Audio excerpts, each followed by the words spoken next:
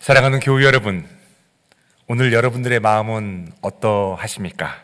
평안하십니까? 아니면 염려가 있으십니까?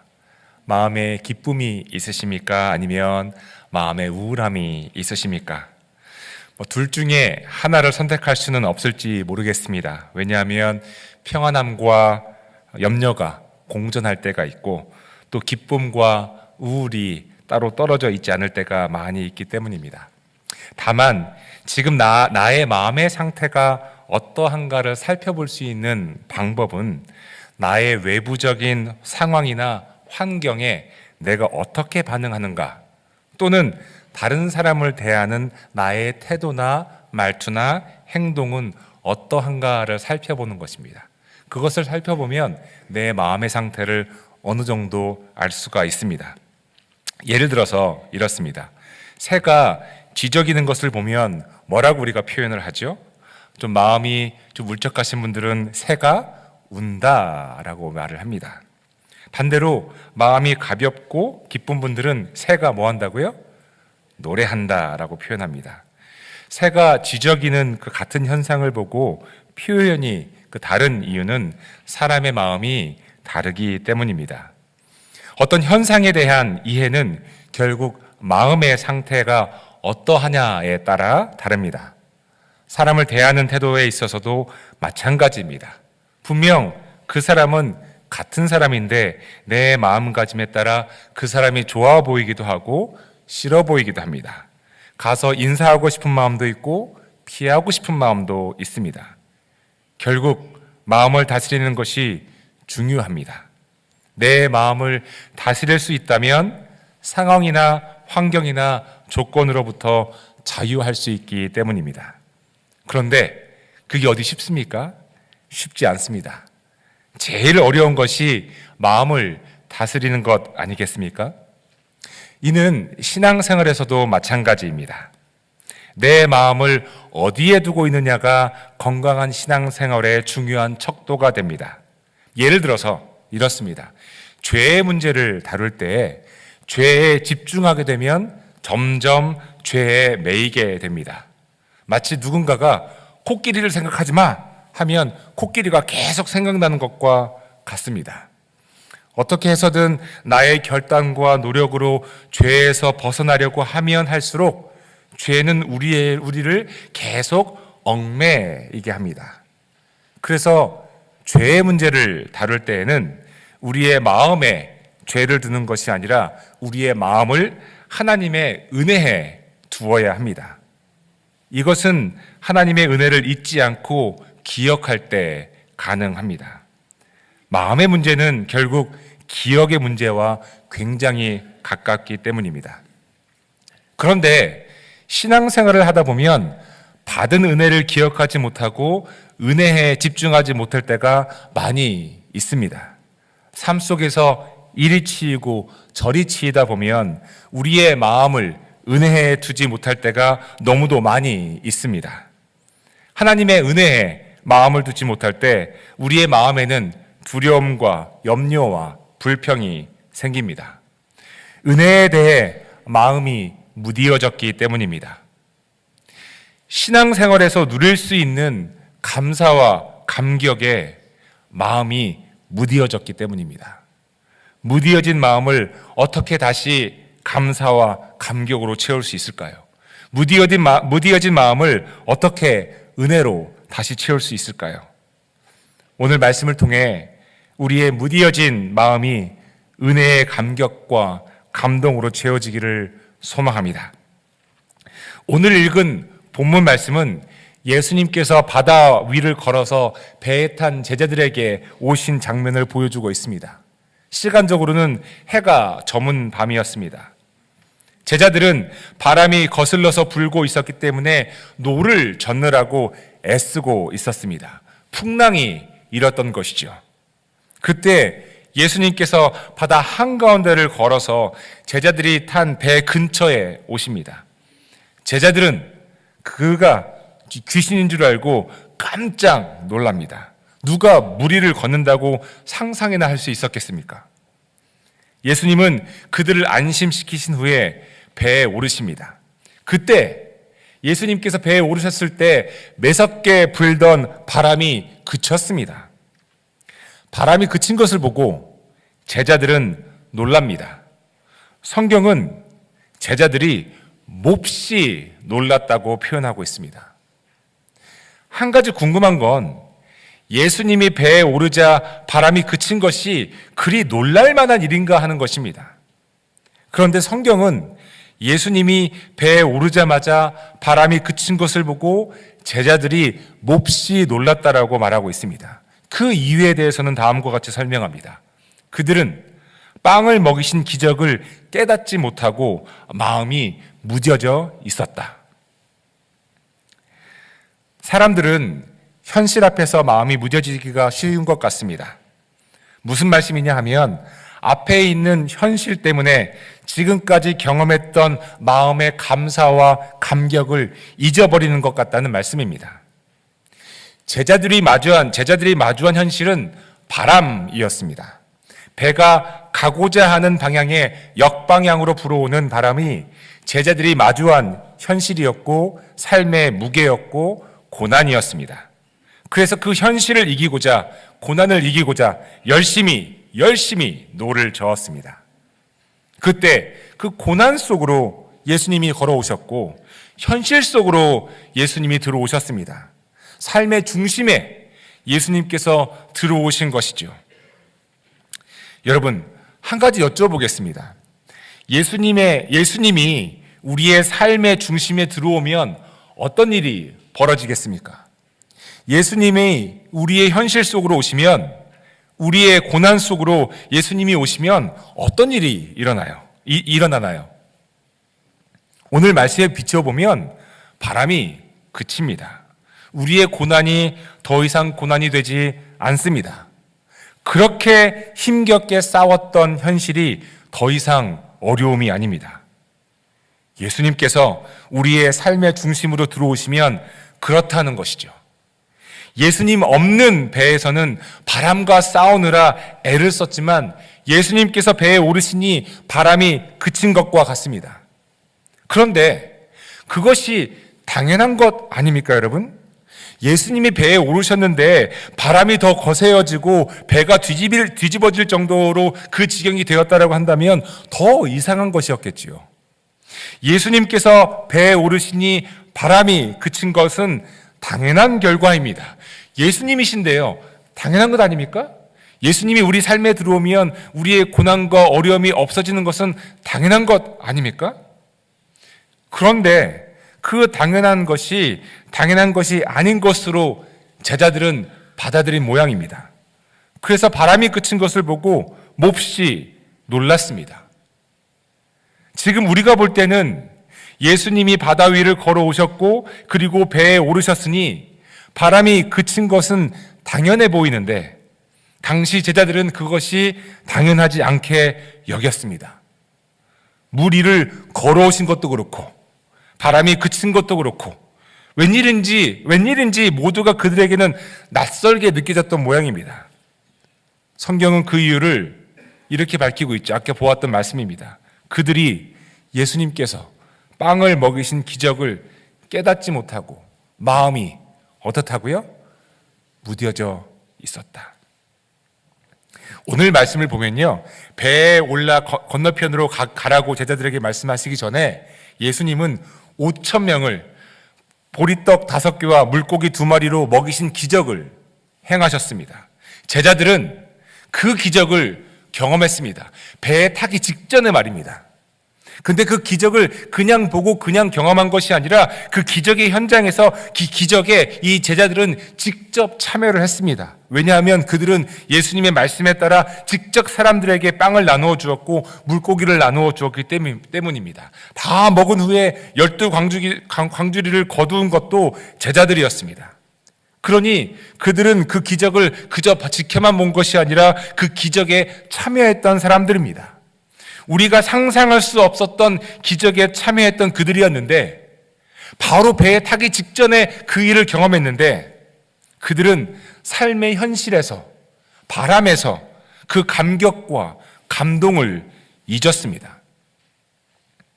오늘 우리는 감격과 감동에 무디어진 사회를 살고 있는 것은 아닌가 생각해 보았습니다. 감격과 감동에 무디어져 있다고 하는 것은 감사의 마음을 잃어버리고 사는 것과 밀접한 연관이 있습니다. 사실 작은 것에도 감격하고 감탄하는 것은 삶을 굉장히 풍요롭게 만듭니다. 그런데 감탄과 감격을 잃어버리면 매사가 짜증이고 다른 사람에게 섭섭하고 환경을 탓하게 됩니다. 교회 여러분, 최근에 어떤 것에 감격하신 일이 있으십니까? 언제 감탄을 마지막으로 하셨습니까? 어떤 큰 일에 대한 감격이나 감탄만이 아니라 작은 일이라도 혹시 감격과 감탄을 하고 계시는가 엿듣는 겁니다. 제가 이 단에 서서 설교하기 전에 우리 다 같이 감격하고 감탄하지 않았습니까? 성가대의 멋진 찬양을 들으면서죠. 하나님을 찬양하는 목소리를 들으면서요. 뭔가 작은 일에 우리가 감격을 놓치고 사는 것은 아닙니까? 지난 주 중에 우리 교회 어느 교우분께서 목회실에서 점심을 먹을 수 있도록 김밥을 갖다 주시겠다는 연락을 받았습니다. 그리고 실제로 그분은 수요일 점심에 목회실 목사님들과 집사님들 다 먹을 수 있도록 김밥을 갖다 주셨습니다. 그리고 떡볶이도 만두도 갖다 주셨습니다. 사순절에 이렇게 잘 먹으면 안 되는데, 그렇죠? 그것만으로도 감사하고 감격인데, 그런데 이분이 김밥과 떡볶이와 만두를 사서 갖다 주신 것이 아니라 직접 집에서 만드셔서 가져다 주셨습니다. 감격이었습니다. 그런데 맛이 기가 막혔습니다. 그래서 먹으면서도 감탄을 했습니다. 감격과 감탄이 감사로 이어집니다. 뭐 엄청나게 압도되는 자연을 본 것도 아니었고 엄청나게 비싼 음식을 먹은 것도 아니었지만 그 맛과 정성, 저희들을 위한 생각에 감격과 감탄과 감동과 감사가 터져 나왔습니다. 감탄하며 먹었습니다. 정말 맛있다. 정말 맛있어요. 정말 맛있습니다. 감탄은 삶을 풍요롭게 합니다. 감격과 감탄은 감사의 삶을 살게 합니다. 감탄만 잘해도 인생이 달라집니다. 변 목사님 오늘 헤어스타일이 너무 멋지십니다. 뭔가 인생이 풍부해지는 것 같지 않습니까, 목사님? 네. 작은 일에 감격만 해도, 작은 일에 감동만 받아도, 작은 일에 감사만 해도 우리의 인생은 풍요로워집니다. 그런데 그 감격과 감탄을 우리는 잊어버릴 때가 많이 있습니다. 잊어버렸기 때문에 잃어버리는 것입니다. 그 감격과 감탄을 말이죠. 무엇이 문제겠습니까? 기억이 문제입니다. 삶의 현실 앞에서 받은 은혜를 잊어버리는 그 기억이 문제입니다. 받은 은혜를 잊어버렸기 때문에 감격이 없고, 감격이 없기 때문에 감사가 없습니다. 제가 기억의 문제라고 말씀드렸지만 정확하게 표현하자면 마음의 문제라고 할 수 있습니다. 감격과 감탄과 감동과 감사는 머리로만 간직하는 것이 아니라 마음으로 간직하는 것이기 때문에 그렇습니다. 마음에 간직하는 것, 받은 은혜를 마음에 간직하고 받은 사랑을 마음에 간직하는 것은 인생을 풍요롭게 하고 감사하는 인생을 살게 합니다. 그런데 인생의 풍랑 앞에서 받은 은혜를 잊어버린다고 하는 것은 감사의 마음을 빼앗기는 일입니다. 마음이 무디어지게 된 것이죠. 감탄과 감격에 무딘 마음을 갖게 되는 것이죠. 오병이어의 기적을 통해 경험했던 그 감격과 감동을 잃어버리고 바다 위에서 부는 바람만 보았던 제자들, 그들처럼 우리가 우리의 삶 속에서 받은 하나님의 은혜는 잊어버리고 삶의 어려움과 고난만을 바라보는 것은 아닌가 돌아보아야 합니다. 삶의 어려움과 고난이 우리의 마음을 무디게 하기 쉽습니다. 받은 은혜를 잊게 하기 쉽습니다. 감격과 감동과 감사의 삶을 잃어버리고 앞에 있는 삶의 문제만 해결하기 위해 전전긍긍하기가 쉽습니다. 왜 그렇습니까? 은혜를 잊어버려서입니다. 기억 못해서입니다. 결국 마음이 문제입니다. 예수님은 남자 수만 5,000명인 인파를 빵 5개와 물고기 2마리로 먹이셨습니다. 그 후에 4,000명의 사람을 7개의 빵과 몇 마리의 물고기로 먹이셨습니다. 그리고 먹고 남은 부스러기만 각각 12광주리, 7광주리가 가득 찼습니다. 이렇게 예수님은 사람들을 먹이셨습니다.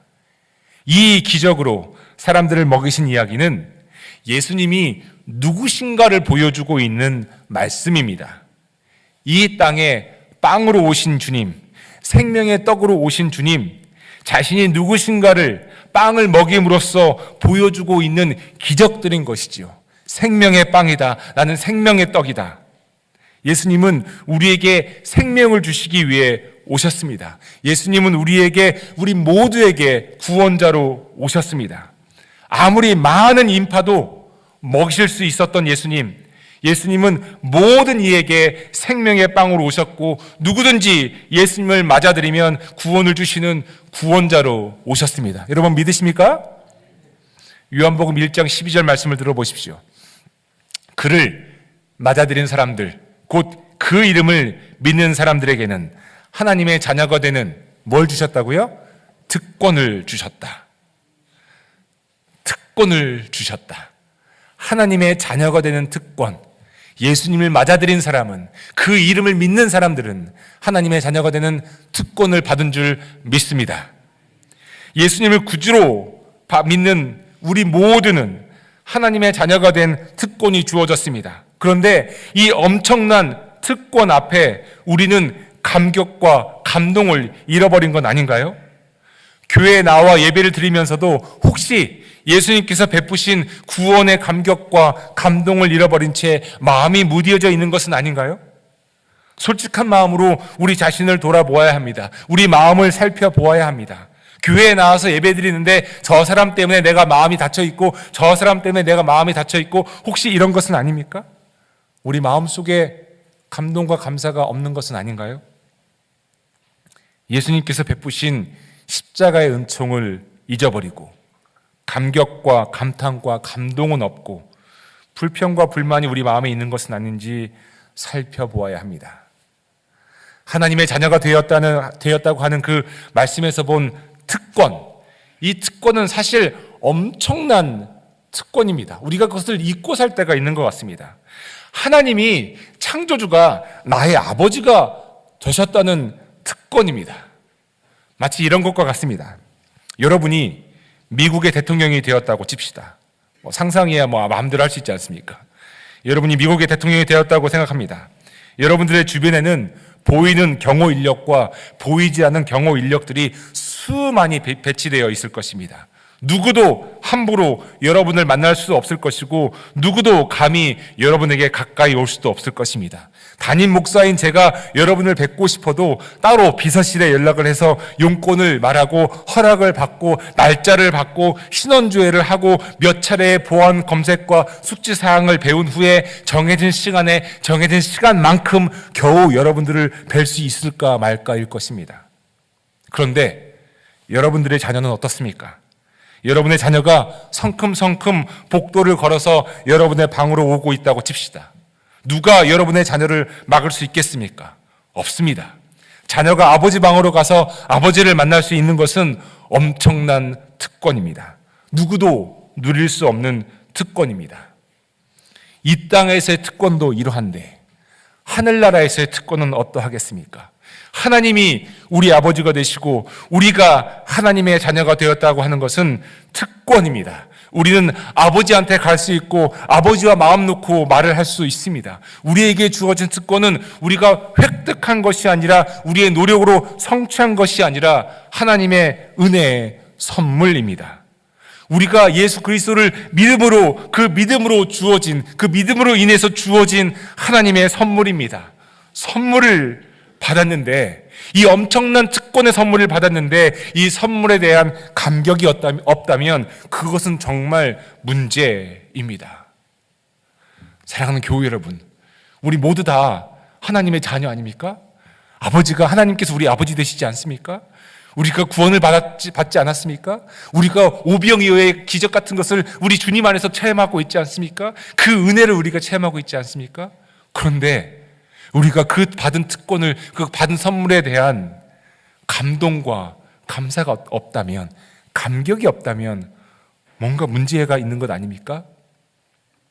여러분이 누군가에게 선물을 주었는데 더욱이 그 선물이 아주 정성껏 고른 선물이고 받는 사람을 위해서 준비한 선물인데 그 선물을 받은 사람이 선물을 받자마자 선물을 뜯어보지도 않고 소파에 씩 던져놓고 별로 신경도 쓰지 않는다면 여러분들의 마음은 어떠하시겠습니까? 선물에 대한 감격과 감동과 감사가 없는 것이죠.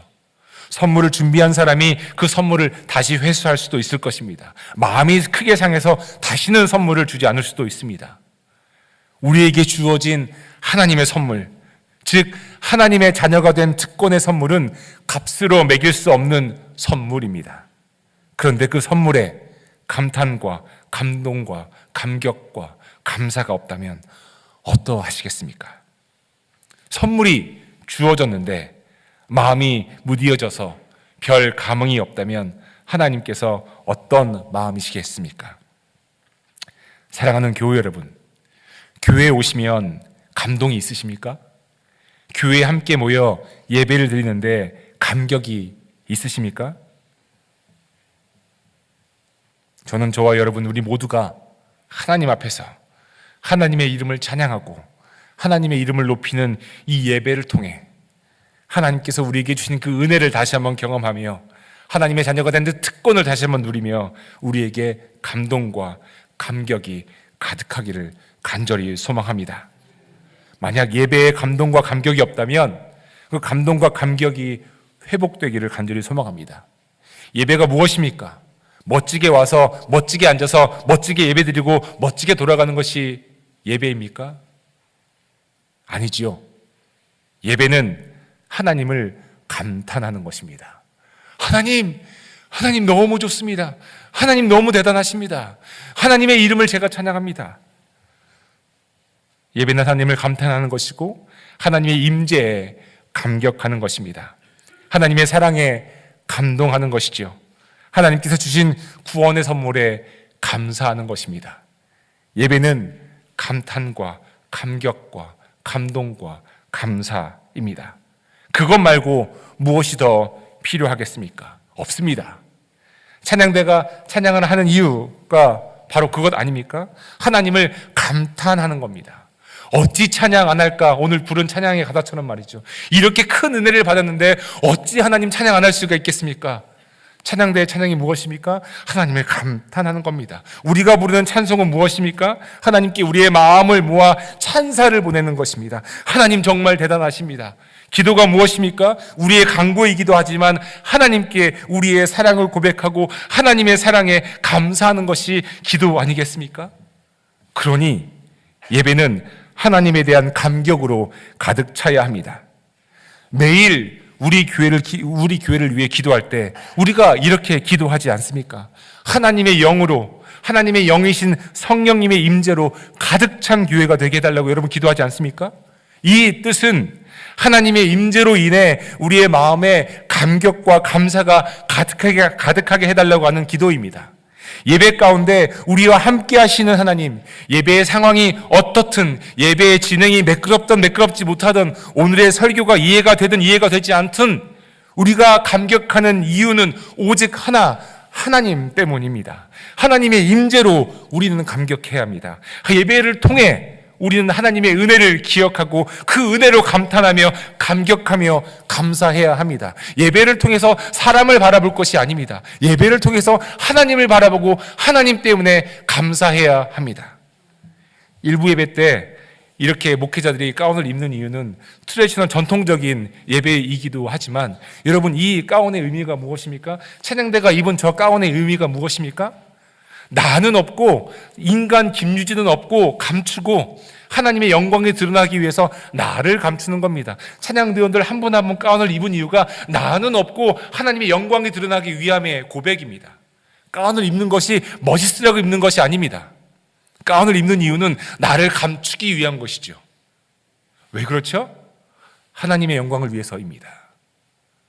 혹시 사랑하는 교회 여러분, 저 때문에 예배 드릴 때 감격이 없으십니까? 제가 마음에 좀 안 드셔가지고 감사가 없으십니까? 죄송합니다. 제가 어떻게 해드릴 수 있는 방법은 없습니다. 어떻게 모든 사람이 다 저를 좋아할 수 있겠습니까? 그런데 가운 입은 저를 보십시오. 제가 아닙니다. 예배에 오는 목적은 목사 때문도 아닙니다. 예배에 오는 목적은 그 다른 이유 아무것도 없습니다. 하나님 바라보시기 바랍니다.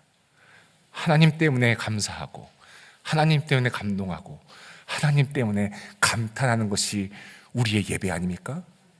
그러니 여러분, 예배 드릴 때는요, 목사 바라보는 것도 아닙니다. 사람 바라보는 것 아닙니다. 누구죠? 하나님만 바라보는 겁니다. 이를 위해 날마다 우리 교회를 위해서 기도하고 있습니다. 하나님, 우리 교회에서 예배 드릴 때마다 성령의 임재가 함께 하시고 성령의 기름 부으심이 함께 하셔서 모든 참여하시는 분들에게 하나님께서 허락하신 감사와 감동과 감격이 차고 넘치게 해달라고 말입니다. 이를 위해 목회자는 날마다 교회를 위해 기도해야 됩니다. 그러라고 하나님의 종으로 부르심을 받았기 때문입니다. 아무리 교회 행정적인 일들이 많고 스케줄이 바쁘고 마주해야 할 바람, 역방향으로 부는 바람이 분다고 하더라도 목회자들은 하나님의 은혜가 온 교회에 기억되도록, 그래서 예배 가운데 감격과 감탄과 감동이 가득하도록 기도해야 합니다. 그런데 이것이 어찌 목회자들만의 기도이어야 하겠습니까?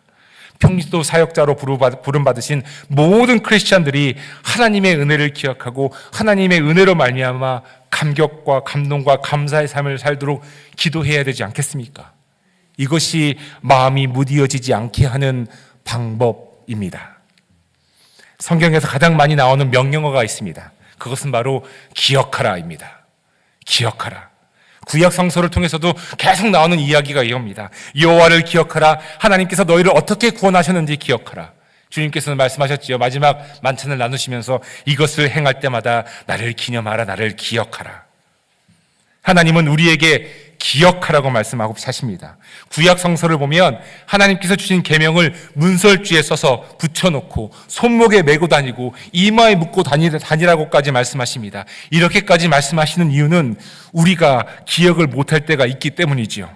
받은 은혜를 잊어버리고 잃어버릴 때가 있기 때문입니다. 은혜를 받았을 때는 감격이었고 감사였지만 시간이 지나면서 받은 은혜를 잊어버립니다. 이것이 구약 성서를 통해 볼 수 있는 이스라엘의 역사이고 지금 우리가 경험하고 있는 마음이 무디어진 경험들 아니겠습니까?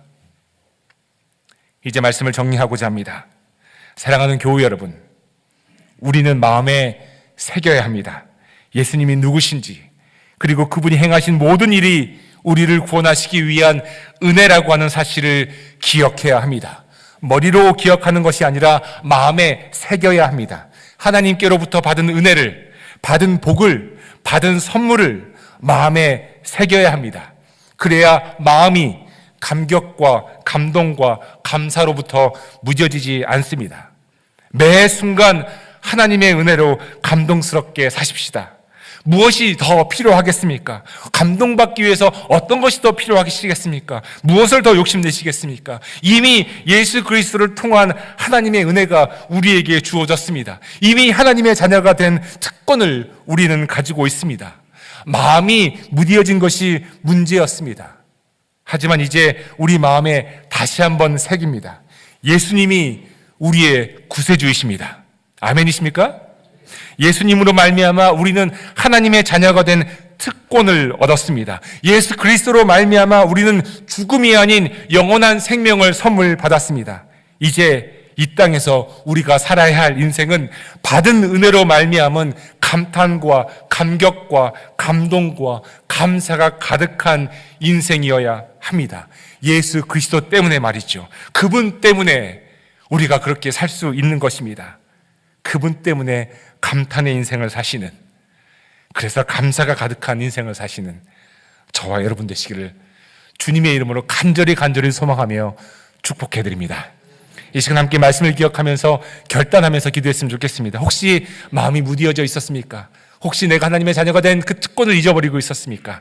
이 시간 말씀을 기억하며 주님 앞에 기도합니다. 내가 주님 주신 그 은혜를 붙잡고 감동과 감격과 감사로 살아가겠습니다. 함께 마음을 결단하며 우리 입술을 열어 통성으로 함께 기도합니다. 기도하겠습니다.